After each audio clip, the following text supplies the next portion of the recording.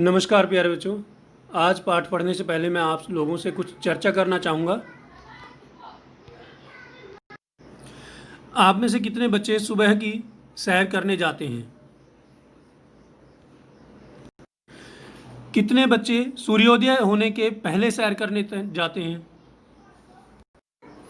सूर्योदय से लगभग 1 घंटा पहले के आसमान को किस किस ने देखा है, अर्थात उसके सौंदर्य को किस किस ने महसूस किया? बच्चों, सूर्योदय से पहले के समय को क्या कहा जाता है?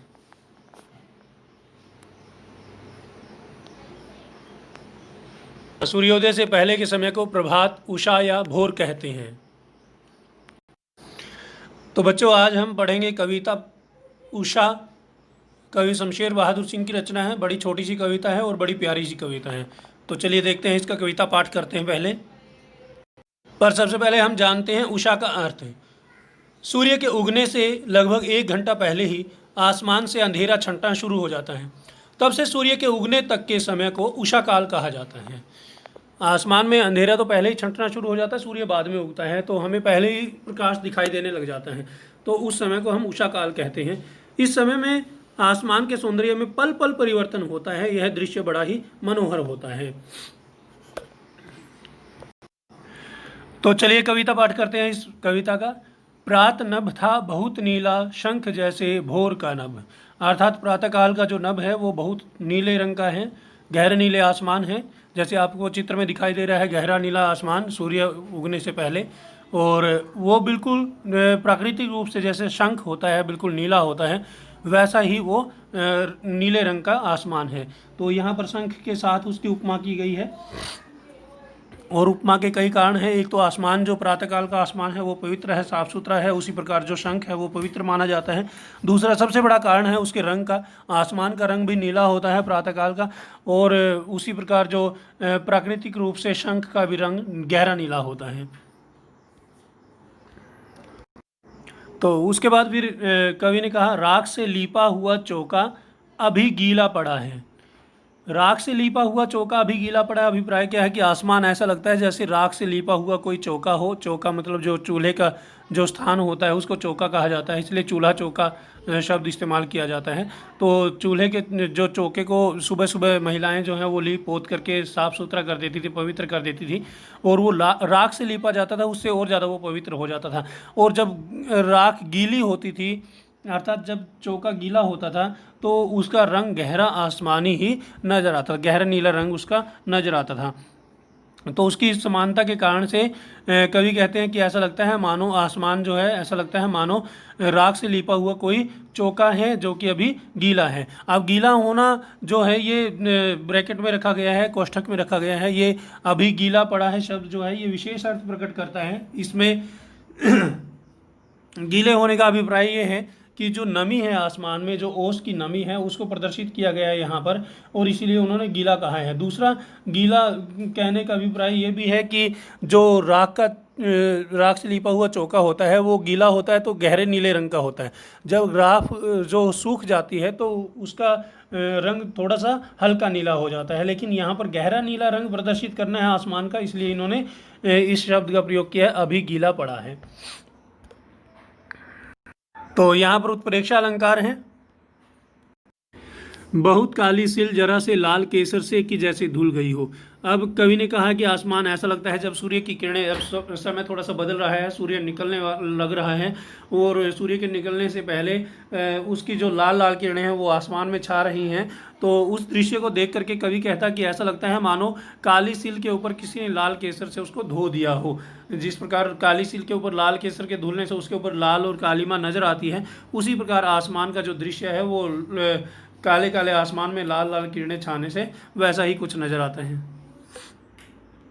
तो यहाँ पर भी उत्प्रेक्षा अलंकार है, मानो शब्द उसके अर्थ में आ जाएगा, और ये एक तरह से संभावना व्यक्त की गई, कल्पना व्यक्त की गई है कि ऐसा लगता है आसमान मानो काली सील के ऊपर किसी ने लाल केसर से उसको धो।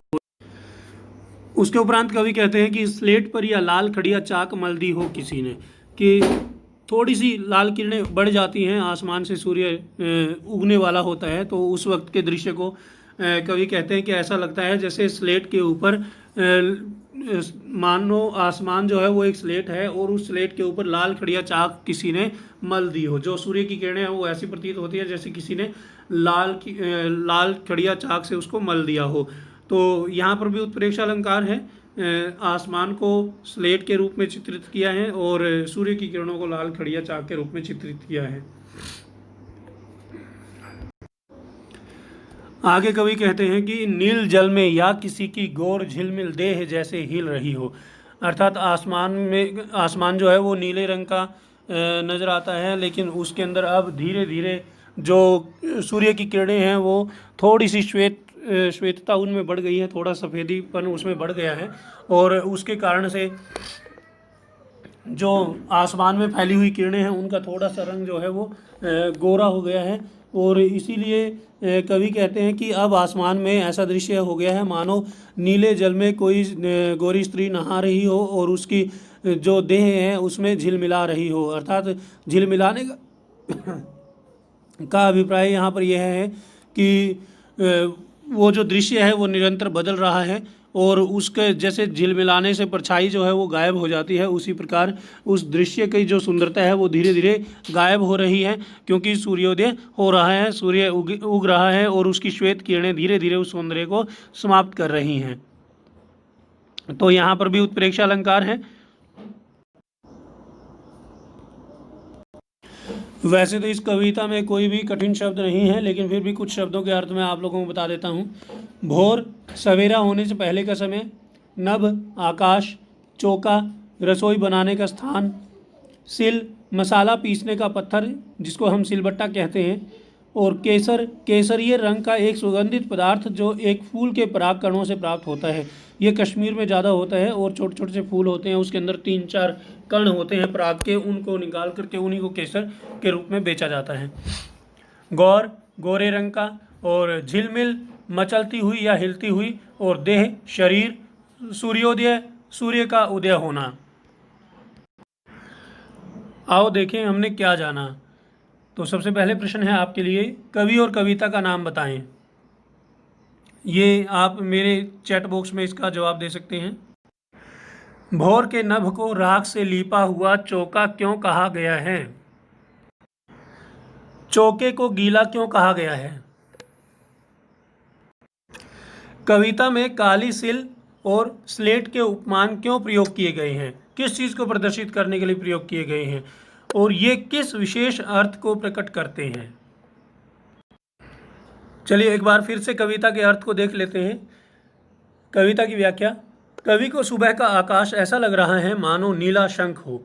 सुबह का आसमान नीले शंख के समान लगता है, वह पवित्र दिखाई देता है। वातावरण में नमी है, इसलिए कवि को लगता है जैसे कोई गीला चौका हो। यह चौका नमी के कारण गीला लगता है। नमी किस चीज़ की है? ओस की। कवि को सूर्य उदय होने से पहले लाल दिखाई देता है। उसे लगता है जैसे किसी ने काले रंग की सिल को लाल केसर से धो दिया हो। उसे अंधेरा काली सिल तथा सूरज की लाली केसर के समान लगती है। अंधेरा काली स्लेट और तथा सूर्य की लालिमा खड़िया चाक के समान भी लगती है। कवि ने भोर की सुबह के पल पल बदलते दृश्य का सुंदर वर्णन किया है। वह कहता है कि सूर्य के उदय होने से पहले आकाश में गहरा नीला रंग छा जाता है। सूर्य की सफ़ेद चमक दिखती है। ऐसा लगता है मानो किसी की गोरी देह नीले जल में या नीले पानी में हिल रही हो। कुछ समय बाद सूर्य उदय हो जाता है तो उषा की सुंदरता एकदम समाप्त हो जाती है। आप देखते हैं इसका काव्य सौंदर्य और कुछ विशेष बातें जो इस कविता में है। कवि ने प्रकृति का मनोहारी चित्रण किया है, प्रकृति का बड़े ही सुंदर चित्रण किया है कवि ने। ग्रामीण परिवेश का वर्णन है, क्योंकि इसमें ग्रामीण उपमानों का प्रयोग किया गया है, जो राख से लिपा हुआ चौका, स्लेट, काली सिल, ये सारे गाँव में उपलब्ध होते हैं। सरल सहज खड़ी बोली का सुंदर प्रयोग हुआ है। बड़े ही छोटे छोटे शब्दों का प्रयोग हुआ है। मुश्किल से 1 या 2 शब्द ऐसे होंगे जो 3 या 4 अक्षर के होंगे, नहीं तो ज़्यादातर छोटे छोटे शब्दों का इसमें इस्तेमाल किया गया है। प्रात नभ था बहुत नीला, शंख जैसे भोर का नभ। इस प्रथम पद में उपमा अलंकार की सुंदरता दर्शनीय है। यहाँ नीले नभ को नीले शंख के समान बताया गया है। कारण है, प्रातःकाल का आसमान नीले रंग का होता है। प्रातःकाल का आसमान साफ सुथरा और पवित्र होता है। शंख भी प्राकृतिक तौर पर नीला और पवित्र होता है। इसलिए यहाँ उपमा अलंकार है। अब जान लेते हैं उपमा अलंकार कैसे होते हैं। जब कवि किसी वस्तु के किसी गुण, दोष या विशेषता की समानता के कारण उसकी तुलना किसी संसार प्रसिद्ध वस्तु से करता है तो वहाँ उपमा अलंकार होता है। जिस वस्तु की तुलना करते हैं उसे उपमेय कहते हैं और जिस संसार प्रसिद्ध वस्तु से तुलना की जाती है उसे उपमान कहते हैं। जैसे इस कविता में प्रात नभ था बहुत नीला, शंख जैसे में प्रात नभ उपमेय है क्योंकि उसकी हम तुलना कर रहे हैं और उसकी तुलना गुणों की समानता के कारण शंख से की जा रही है। उसे शंख के समान नीला और पवित्र बताया गया है, इसलिए शंख के साथ उपमा करने के कारण शंख उपमान हो गया।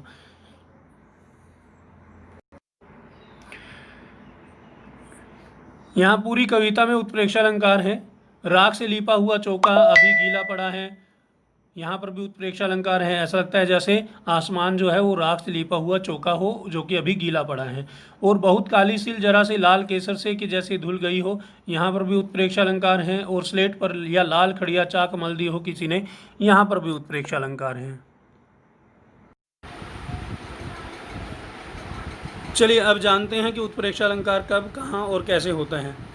जहाँ उपमेय में उपमान की संभावना या कल्पना कर ली जाए वहाँ उत्प्रेक्षा अलंकार होता है।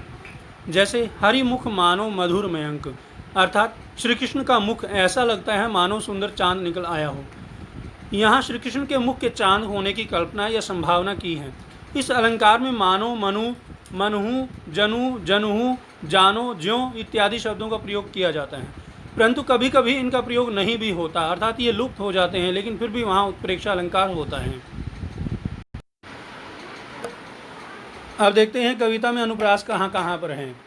काली सील, काली सील में ल वर्ण की आवृत्ति हुई है। दोनों ही ल वर्ण जो हैं वो अंत में आए हैं शब्द के, तो इसलिए यहाँ पर भी अनुप्रास अलंकार है। नील जल में भी ल जो है अंत में आया है, इसलिए यहाँ अनुप्रास अलंकार है। किसी की में क वर्ण की आवृत्ति हुई है प्रारंभ में, तो यहाँ भी अनुप्रास। और जैसे हिल रही हो, इसमें ह वर्ण की आवृत्ति के कारण अनुप्रास अलंकार हैं। इस कविता में बिंब का बड़ा ही जबरदस्त प्रयोग किया गया है। अब बिंब योजना होती क्या है। इस कविता में कवि ने सुंदर बिंब योजना की है। दृश्य बिंब का सुंदर प्रयोग हुआ है। प्रत्येक पद को पढ़ते पढ़ते हमारे मस्तिष्क में चित्र से उभरते चले जाते हैं। बिंब योजना होती क्या है।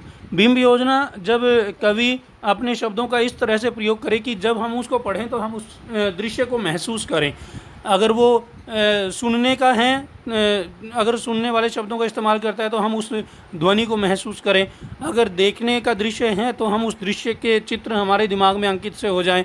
और अगर वो स्पर्श करने वाली वस्तु का वर्णन करता है तो हमें ऐसा लगे जैसे हम उसको स्पर्श कर रहे हों, या हमें उसके स्पर्श का एहसास हो कि वो ठंडा कैसा होता है, गर्म कैसा होता है या मुलायम कैसा होता है, तो उसको हम बोलते हैं बिंब योजना। और किसी भी कवि के लिए बिंब योजना को साकार करना कोई मुश्किल काम नहीं है। अगर वो सहज सरल और अच्छी शब्दावली का प्रयोग करता है और वो उस दृश्य को साकार करने में सक्षम है, उसकी शब्दावली उस दृश्य को साकार करने में सक्षम है, तो कविता और ज़्यादा मनोरंजक बन जाती है और उससे पाठक उसके साथ जुड़ा रहता है। इस कविता में भी कवि ने बड़े ही सुंदर दृश्यों का वर्णन किया है। जैसे बहुत काली सिल जरा से लाल केसर से कि जैसे धुल गई हो, और उससे चित्र अंकित होता है कि किस प्रकार सूर्य निकल रहा होगा, तो कैसे सूर्य के निकलने का दृश्य कैसा होगा जिसको देख करके कवि को ऐसा महसूस हुआ। तो इस तरह यहाँ पर बिंब योजना का प्रयोग हुआ है, दृश्य बिंब का प्रयोग हुआ है। कवि ने इस कविता में बड़े ही नवीन उपमानों का प्रयोग किया है। इन उपमानों का आमतौर पे पहले कभी किसी कवि ने प्रयोग नहीं किया होगा। कवि ने नए ग्रामीण उपमानों का प्रयोग किया है, जैसे राख से लीपा हुआ चौका, काली सिल, स्लेट इत्यादि।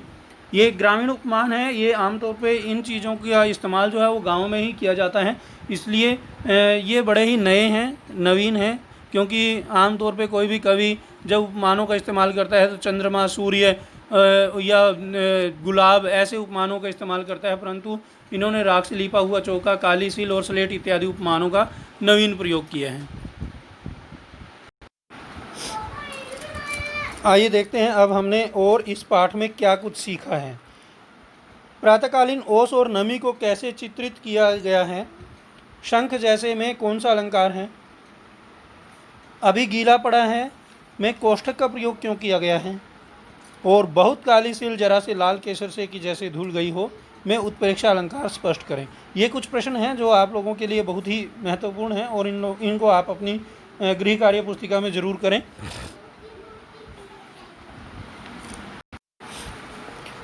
और अंत में आप सभी के लिए कुछ गृह कार्य हैं। एक तो कविता का काव्य सौंदर्य और भाव सौंदर्य स्पष्ट कीजिए। पूरी कविता का काव्य सौंदर्य और भाव सौंदर्य आपको स्पष्ट करना है। दूसरा, कविता में किन उपमानों का प्रयोग किया गया है, वे किस प्रकार गांव की सुबह का गतिशील चित्रण प्रस्तुत करते हैं, ये स्पष्ट करना है। और सूर्योदय से उषा का कौन सा जादू टूट रहा है, ये भी प्रश्न आपको बताना है। बच्चों, अगर आपको ये वीडियो अच्छी लगी हो तो कृपया मेरे इस चैनल को सब्सक्राइब करें। इस वीडियो को अधिक से अधिक शेयर करें ताकि और बच्चों का भी फ़ायदा हो।